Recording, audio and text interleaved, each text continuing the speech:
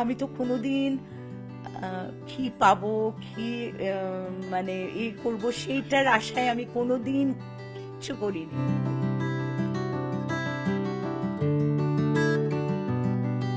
এত বড় সম্মান আমাকে দিয়েছেন, এটা আমার মানে আমি বলে বোঝাতে পারবো না। এই মুহূর্তে মুখোমুখি পদ্মশ্রী মমতা শঙ্কর, কি বলবেন? আমি না এখনো বিশ্বাস করতে পারছি না, এখনো আমার ভেতরে ব্যাপারটা ঢোকেনি। এটা এত আনএক্সপেক্টেড, আমি কোনোদিন আমি ভাবতেই পারিনি যে এই পুরস্কার আমার কাছে আসবে। এবং আমি যে ভারত সরকারকে কি বলে ধন্যবাদ দেব যে তারা আমার কথা ভেবেছেন, তারা মানে এত বড় সম্মান আমাকে দিয়েছেন, এটা আমার মানে আমি বলে বোঝাতে পারবো না। এই পুরস্কারটা আমি যাকে বিশ্বাস করি, শ্রী সত্য সাই বাবা, তিনি আমাকে আনিয়ে দিয়েছেন। এবং আমার মা বাবা, তাদের আশীর্বাদ, সত্য সাই বাবার আশীর্বাদ, এবং আমার দাদা কাকা সবার আশীর্বাদ, আর সবচেয়ে বড় হচ্ছে আমার পরিবার, আমার স্বামী চন্দ্রোদয়। খবরটা যখন পেলে তোমার শরীর ভালো ছিল না, তোমার আওয়াজ যখন টেলিফোনে শুনলাম মনে হলো মুহূর্তে মনে হচ্ছে তোমার মনটা ভালো হয়ে গেছে। আমার সমানে মনে হচ্ছে খবরটা ঠিক তো, মানে তারপরে বলবে না তো ভুল খবর।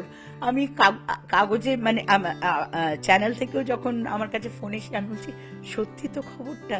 আমার জ্বর ছিল, এখনো কাশি জ্বর, তো দেখছি পরপর দিল্লি থেকে অনেক ফোন এসছে, তো সেইটাতে আমি একটু আশ্বস্ত হলাম যে হ্যাঁ হয়তো এটা ঠিকই। আজকের দিনে বা এই মুহূর্তে বাবা মাকে খুব বেশি করে মনে পড়ছে? বাবা মা, দাদা কাকা, আমার কাকিমা লক্ষ্মী শঙ্কর, আমার মানে এবং মৃণাল সেন, মৃণাল দা, মানিক কাকা মানে সত্যজিৎ রায়, রাজা মিত্র, এদের সবাইকে ভীষণ মনে পড়ছে। বুদ্ধদেব দা, কারণ কি আমার যেটা মনে হচ্ছে যে ওনারা অনেক আগে খবরটা পেয়ে গেছেন, ওপরে খবরটা অনেক আগে এসে গেছে এবং তারপরে আমি জানতে পেরেছি। এবং সত্যি মনে হচ্ছে যে আজকে মৃণালদা, মানিক কাকা, এরা বাবা মা এরা থাকলে মানে আমি, কিন্তু আমার এরকম মনে হচ্ছে না যে ওনারা নেই, আমার মনে হচ্ছে ওনারা জানেন এবং ওনাদের আশীর্বাদেই আমি এটা পেয়েছি। মিঠুন চক্রবর্তী কথা কি বলবেন? কিছুদিন আগে আমরা দেখলাম সম্প্রতি মিঠুন দা দাদা সাহেব ফালকে পেলেন, তারপরই আপনি পদ্মশ্রী পেলেন, মানে একটা কাকতালীয় ব্যাপার। 50 বছর আপনাদের। 2026-এ 50 বছর পূর্ণ হবে। আমাদের 50 বছর হচ্ছে, কারণ আমাদের 75-এ মিঠুন আর আমি মৃগয়ার শুটিং আরম্ভ করেছি। মানে সেটা এটা আমি সত্যি বলছি যে এই যে সাই বাবার ব্যাপারও, সত্য সাই বাবার ব্যাপারও আমি মিঠুনের কাছ থেকেই শুনেছিলাম প্রথম।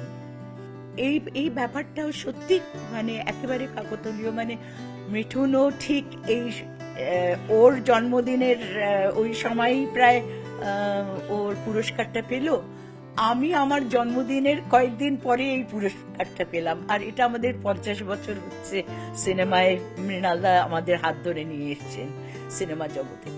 এবং আমি সত্যি বলছি যে আমি সবাইকে ধন্যবাদ জানাচ্ছি। আমি তো কোনোদিন কি পাবো, কি মানে এই করবো সেইটার আশায় আমি কোনোদিন কিচ্ছু করিনি। আমার শুধু আমার বাবা মা যেটা শিখিয়ে গেছেন যে নিজের কাজ করে চলো, নিজের সৎ পথে থাকো, সৎ কাজ মানে সৎভাবে কাজ করে যাও, ভালোবেসে কাজটাকে করো, কিছুর আশায় না। কোনো টাকা হবে, পয়সা হবে, এই নাম হবে, গ্ল্যামার ওয়ার্ল্ড, এইসবের আশা করো না। আর আমি সত্যি এইভাবেই মানুষ হয়েছি এবং সেইটাই বোধহয় আজকে আমাকে এত কিছু না চাইতেই এত কিছু পাইয়ে দিচ্ছেন। এবং ভারত সরকার যে আমার কথা ভেবেছেন, এটা আমার মানে এটা আমার কাছে একটা বিশাল ব্যাপার। একটা এরকম পদ্ম পুরস্কারের মতো পুরস্কার, মমতা শঙ্কর তো দীর্ঘদিন ধরে এই সৃজনশীল কাজের সঙ্গে জড়িত। আপনার শুধু নাচ বা অভিনয় না, আপনি নানা ধরনের অ্যাক্টিভিটিসের সঙ্গে যুক্ত।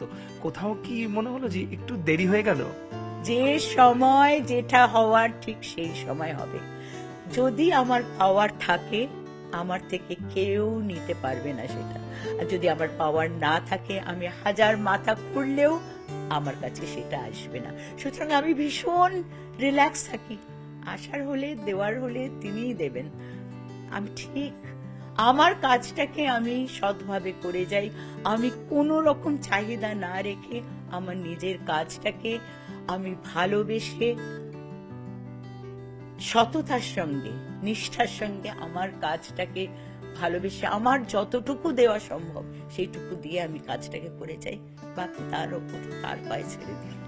আপনি এত ভালো অভিনেত্রী, কিন্তু মনে হয়েছে কখনো যে আপনার এই সাধনার মাঝে হয়তো সবসময় অভিনয়কে আপনি সময় দিয়ে উঠতে পারেননি?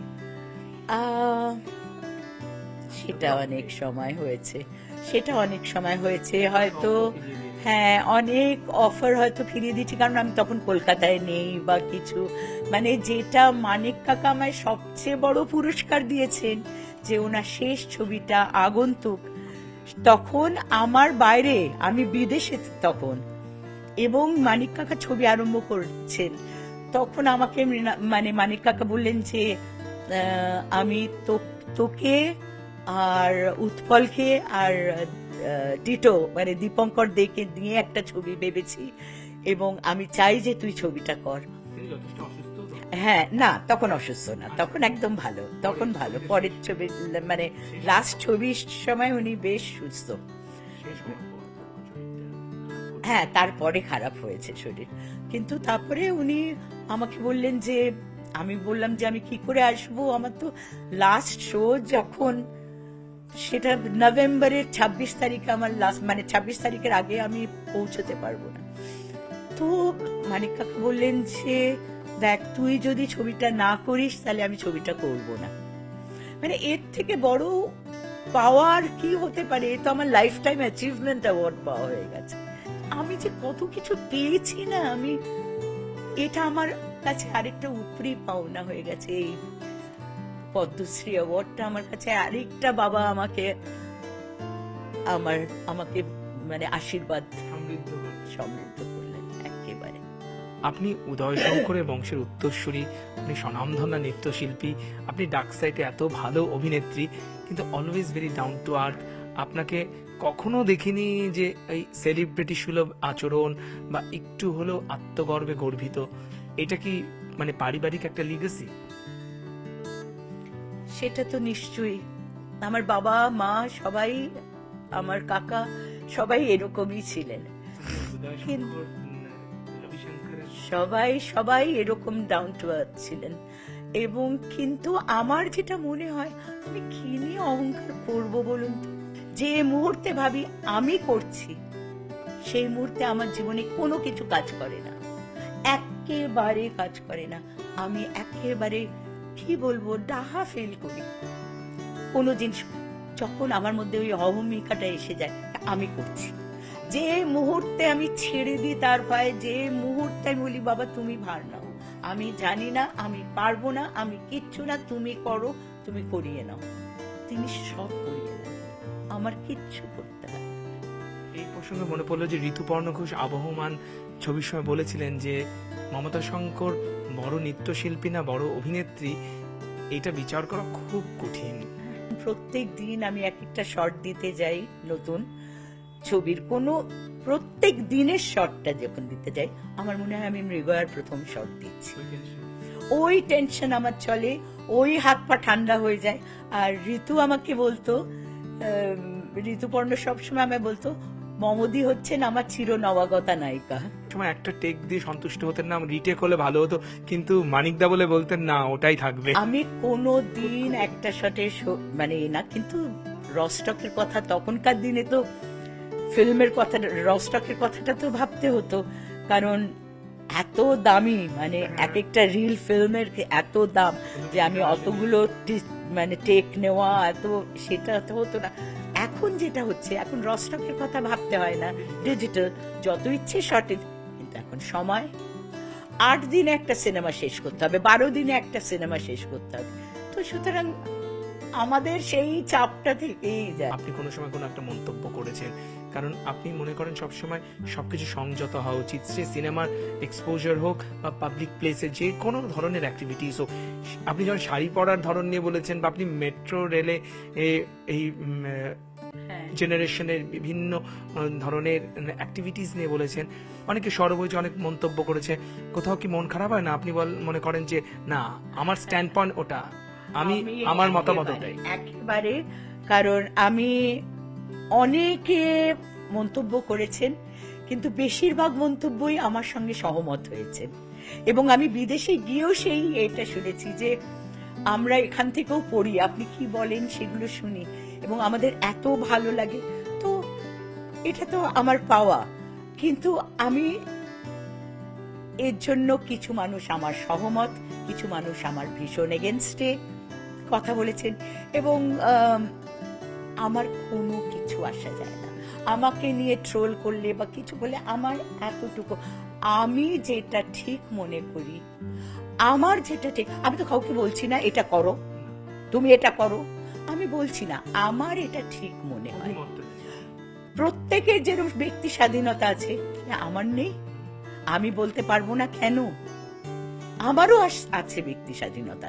সুতরাং আমার যেটা বিবেক, যেটা আমাকে ঠিক মানে আমি বিবেকের কথা বিশ্বাস করে চলি, বিবেক আমাকে যেটা বলতে বলেন, যেটাকে ঠিক মনে করান, আমি সেটাকে ঠিক বিচার মানে ভাবি, এবং আমি আমার কথা থেকে কখনো নড়বো না, এক চুলও নড়বো না।